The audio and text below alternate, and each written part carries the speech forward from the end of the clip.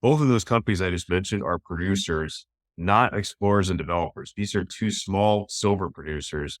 That's what you want to be buying, I think, right now. Not just the majors like Pan American, which we own a lot of, but like, things like this where they're going to be 3, 4, 5, 6 million ounce producers per year and take people by surprise.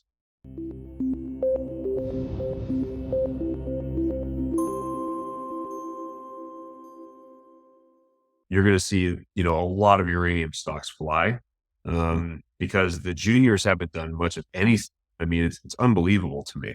I'll name a few of the juniors that we've been kind of interested in and meeting with.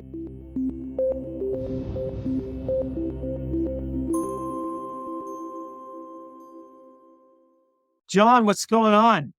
Hey, Andy, how are you? I'm doing great. It's really good to see you here. Lots of Likewise. stuff going on. Let's talk first gold and silver. It's on a tear, or I should say we were on a tear. We pulled back and now we got a really good bounce up. I think it has to do with some soft economic data. What say you? That's definitely part of it. If you look at the non-farm payrolls read we had May 3, that was pretty significant. I put that out to my followers, 1 minute after that came out. We have a real-time update service that people like because, it's newsletters are all good and everything. I have one myself, but if you have to wait, 2 weeks for that information to come out or even a week, it can really mean a lot in this kind of market where things are starting to move so quickly, right? So non-farm payrolls were light. That was a plus. CPI is May 15th. We'll see how that looks.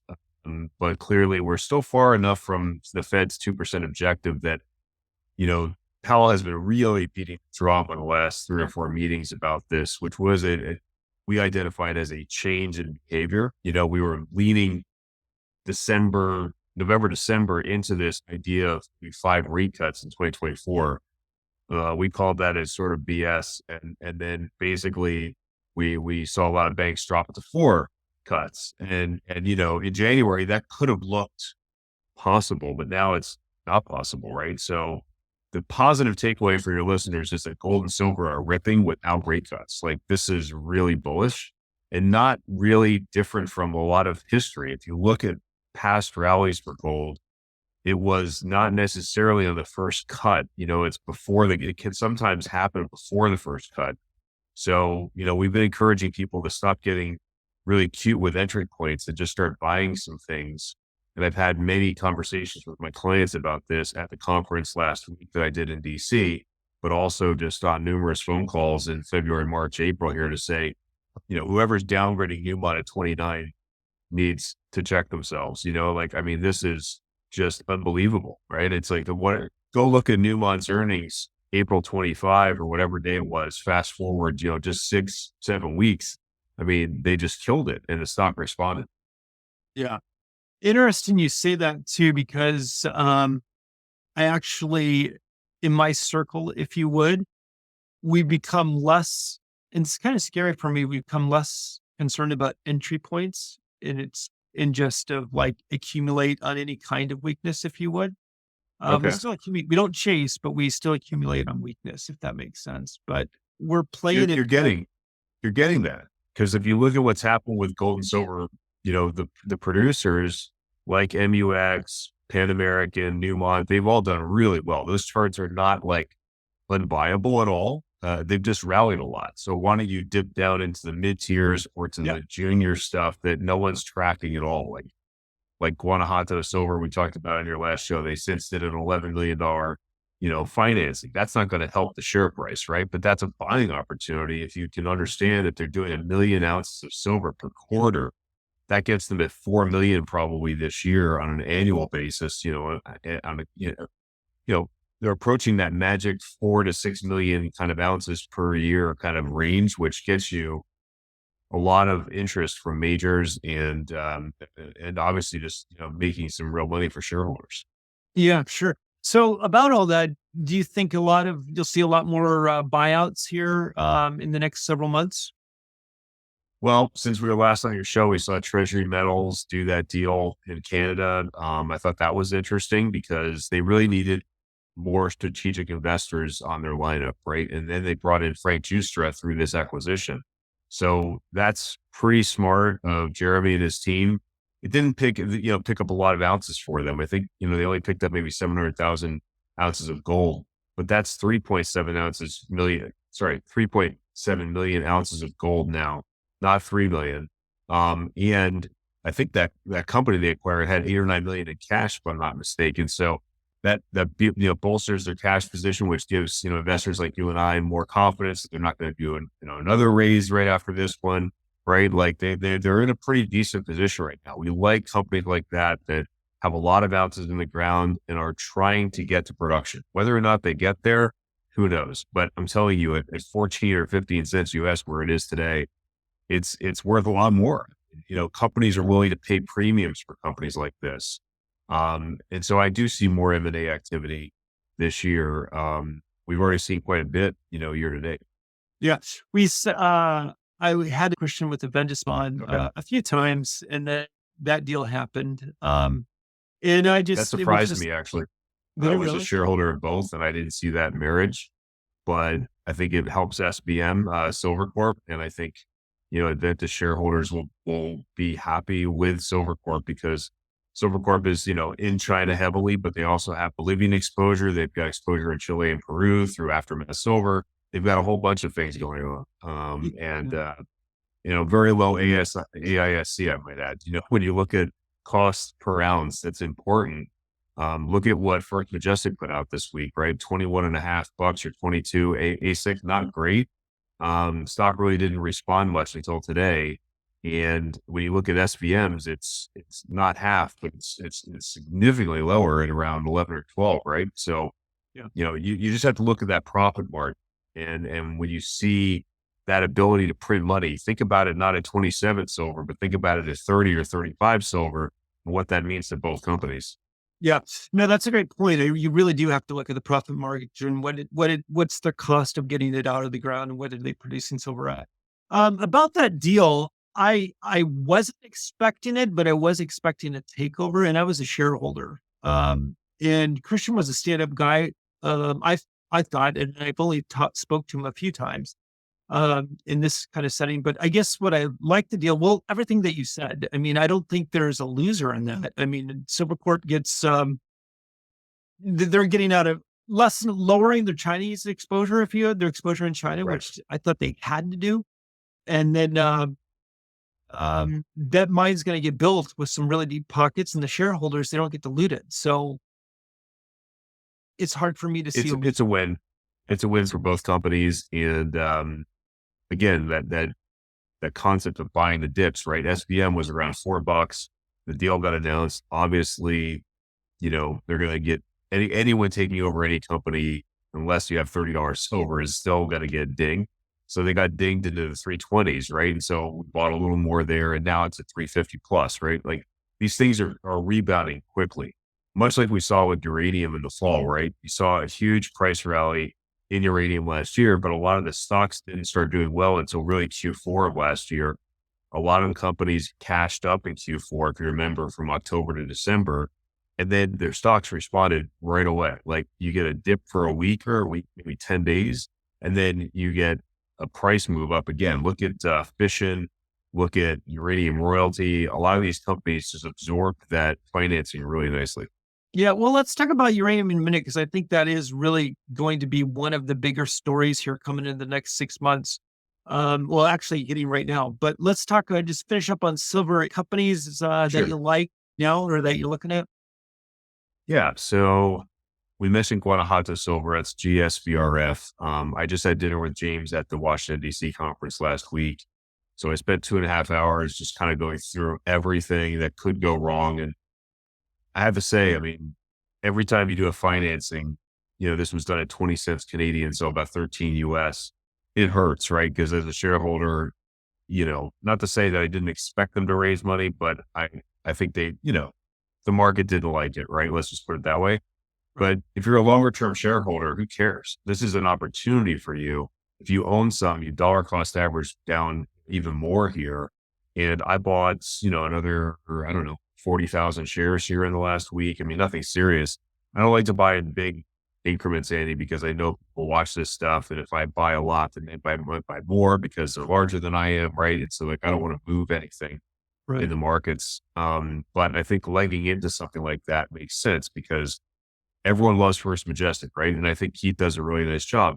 Who was Keith's main geo during the heyday? It was Ramon, and Ramon is now James's lead geo at first. At Guanajuato. So it's like he's gone from a major company to a 13-cent stock. Like, what do you think he thinks? He thinks of the upside in Mexico. It obviously is huge. So you have to kind of look at not just the CEO or CFO of a company, but then look at the field team. Um, and to that point, in silver, another name that I like a lot is Silver X because in Peru, things keep getting like tarnished as if Castillo was still in power, which he's been in jail now for what, 17 months. It's like you have to buy this stuff as a value. You just have to hold your nose and buy. I realize that some of these prices don't look wonderful. Stock's trading at about 16.5 cents US right now, but they just did a financing too, right? So like they're coming off a period where maybe some investors were unhappy with that. They're selling, they're getting emotional about it. As a value manager, you call someone like Jose Garcia and tell me, tell me what is, your plan for the next 1 to 2 years, and he'll lay it out for you. Both of those companies I just mentioned are producers, not explorers and developers. These are two small silver producers. That's what you want to be buying, I think, right now. Not just the majors like Pan American, which we own a lot of, but like, things like this where they're going to be 3, 4, 5, 6 million ounce producers per year and take people by surprise.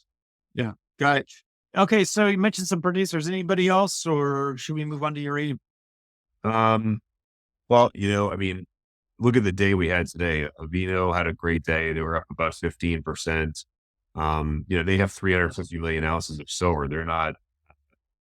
They're a player, and the market is starting to recognize this. And you know what? Post earnings like they had, I think people get more comfortable that there's not a surprise, right? Because we're still coming off a really bad 3 years. And so people, including myself, will be willing to pay a little more after an earnings announcement just to make sure there's nothing hiding in the closet. And I think they're going to do a really good job. I mean, when I look at the silver market, I try to find big ounces in the ground. I just talked to John Miniotis at Apra Silver this week. They've got 258 million ounces of silver. Avino's got 350 million ounces. Aftermath's got 150 million ounces. New Pacific has got, I think, like 150 to 250, somewhere in that range.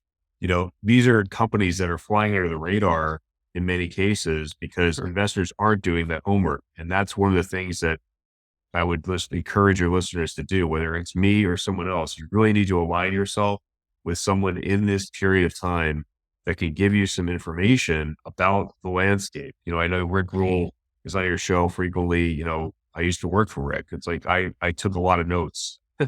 I'm not as good as Rick, but I feel like I learned from my mistakes over the years, right? Everyone makes mistakes in mining. It's just part of the game. Look at Franco-Nevada. Do you think they saw Panama coming? I mean, give me a break. It's just everything is out there. It requires a lot of due diligence. And if you, as an investor, don't have the time to do the due diligence, you need to align yourself with people like you and I so that we can help you. No, I agree. I think you're selling yourself too short. You might not be as good as Rick, but you're as hard as working, I would say. And anyways, Thank you. let's talk uranium. Sure. So uranium is so interesting to me is because, then correct me, of my timeline if I get the names wrong, but, who came out with this was back in March that they couldn't meet the supply. I think it was Chemico, if I'm not mistaken. It was Um, Cameco and then the largest Russian entity out there. That's what got the rally, even. Well, I should say this, that January saw the price take off above 100 spot, and yeah. that got a lot of money into the sector in Q1. Then we had the Russian entity along with Cameco kind of say, we don't know if we'll be able to find enough of this stuff. Right. That always helps. Let me stop you right there. And I don't mean to interrupt, but that's really important because if you look at it from a trading and investment dynamic, you had the news hit, which was very bullish for uranium, and then you had a pullback. That should Yeah. be a buy, Yeah. right?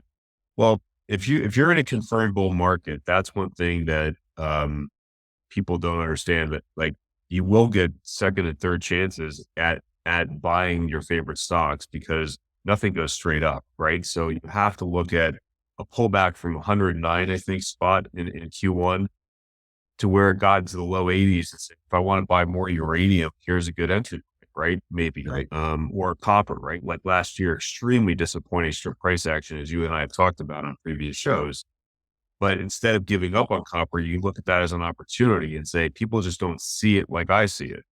Being a value investor is lonely. It's not, I'm sure Rick said that. It's like taking the other side of the trade is always hard because you feel like you're seeing Bitcoin go up, tech go up, real estate go up, and you're saying, why would I even do this? Well, now you're starting to see why, because there's tremendous upside in some of these names. Yeah. Got it. Okay. So let's work that out a little bit more with uranium. What do you see here? Obviously, you're bullish, but what do you see? Let's do it in 6 month increments. What do you see going towards the end of the year? And Okay. if you, what companies are you looking to, or are you evaluating to buy? Sure. So on the spot side, I mean, we definitely see 100 plus spot and talking to a lot of geologists and CEOs in the sector over the last number of months. I attended VRIC in Vancouver in January, PDAC in Toronto in March. I've met with probably 30 uranium CEOs in the last 4 months. Many of them think that we're going to test that all-time high on the spot side this year. Now, I don't know if that's accurate, but let's just assume it's correct. You're going to see, a lot of uranium stocks fly because the juniors haven't done much of anything. I mean, it's unbelievable to me. I'll name a few of the juniors that we've been kind of interested in and meeting with. Okay. Mhm. So Forum Energy, I just met with at DC last week. Rick Mazur's been in the business since 1974. I mean, 50 years of uranium experience, right? Like that's insane. And so a guy Awesome. like that, you want to pick his brain and say, Yeah. what have you seen in past cycles? What makes this different? And he is extremely bullish on uranium, but also his own project. And, when I met Rick 3 years ago, he wasn't like this. He was more guarded and just, saying, well, we'll see what happens. Now it's go time. It's like his project is really well positioned because they're cashed up. They've got a really good geo and Rebecca Hunter in the field who comes from Cameco, by the way. And they're drilling an area in the Theon Basin that they think could be the next, Athabasca type basin. So I think it's a really exciting time to own that stock. It's trading around 0.077 US. I mean, it's very low. It hit 15 and a half in the rally last fall, right? So when you can buy a stock for almost on the nose, 50% off the high from the fall, it's like, why would the stock get to that point? It was based on results in the Theon Basin. Guess what? They're drilling that same area this summer. So it's May. You don't have a long wait, right? Like they'll have results in July and August. Yeah. So that's one that we really like, and that's FDCFS. F3 uranium, we just started to put a position on FUUFF because they have made the next significant discovery in the Athabasca Basin, which is the largest, best jurisdiction, I think, for uranium anywhere. And they put out some really good news flow. I think that's really important also for investor interest. That they do a good job of every 2 to 3 weeks, it seems, putting something out to help people, not give up on the story, right? That's important. But look at their recent news. I mean, it's pretty exciting. And again, they just did a $9 million finance, right? They announced that, I think, this week. So that is why the stock is at 27 cents US. It hit 41 on heavy volume this year. So another haircut. Why not take advantage of it if you're a uranium bull? I mean, that team is pretty deep. We like Uranium Royalty Co. as well, UROY, because that's a favorite of Rick Rule's. I think Rick actually put a lot of money into that company personally, because royalties are awesome. And I did a panel with the CEO back in November in Zurich, Scott Nelby, and he talked to me for about an hour at that conference about why this thing is going to work. And we bought a little then, and we bought a lot more this year. So we think that's an interesting play. And then finally, Standard Uranium, STTDF. I think they just changed their ticker because they did a 1-for-5. But I met with John and his geo. They have 11 projects in the Athabasca. So again, a number of ways to succeed. You're not going to hit on every one of those projects. Let's be honest. But Sure. the way their model works, Andy, is it's different from what it worked when I met John 3 years ago. They decided last year that they wanted to be more of an incubator, type company, as opposed to putting all the money in the ground themselves. They Right. do JVs with different companies that are much larger than themselves that can help fund these, and then Love the split. business model. Yeah, it's a very different business model for uranium. There's only a couple of companies that do something like that, and I applaud that kind of strategy as a CEO to say, okay, what we were doing was good, but this might be better. And Yeah. it's always hard to change, but they're in the middle of financing right now too. So I would suggest, taking a look at that stock because it's depressed as a result of the financing. Excellent. Okay. So a lot to digest here. What would any parting thoughts you'd have for the next, I don't know, I'll have you on in the next month to 2 months? Yeah. Mhm. Any parting thoughts for over the next 30 to 60 days or so? Well, I would say on the gold side, gold is leading this commodity rally, right? And you have to watch silver because silver is the little sister to gold, so to speak, and it will catch up and it will surprise you. Look at today, right? I mean, that price action was pretty amazing. Yeah. And when I was on another show like yours last week, we were at 2620 when I recorded that. And I said 25 to 26 is going to act as support because it was major resistance all of last year. When you see those kind of things happen, you have to identify that. Don't understand technical resistance and support. You have to call someone like myself to help you with this because it's very, very important. If you don't believe me, look at what happened with gold. Gold could not break that 2060 to 2100 for what, months, like years?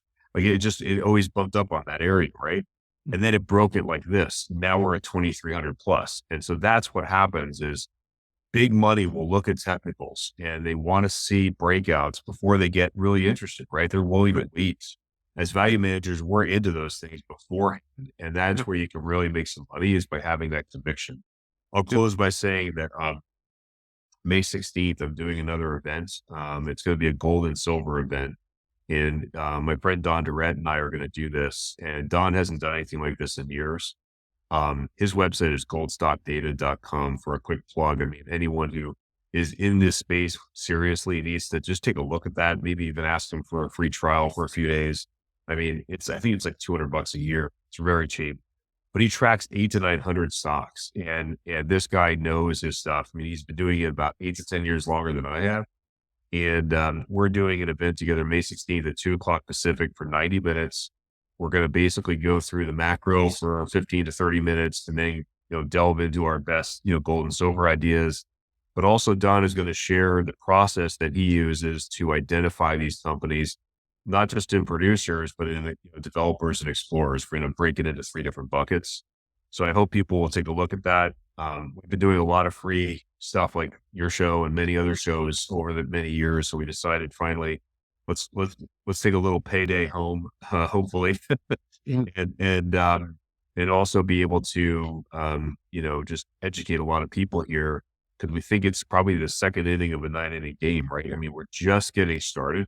This was a really bad experience for a lot of investors to be in this sector from 2011 to today, right? I mean, it really, let's be honest. We had a couple of blips in 2016 and 2020, but this one feels a lot more real. And you have to be able to partner with people to figure out, where you want to go from here with your money. Excellent. I will put all of this in the show notes as soon as this goes out on the web. So, Appreciate it, Andy. all right. Thanks for your time. As always, John, it's a pleasure, and we'll see you again soon. Sounds great. Thank you. You bet.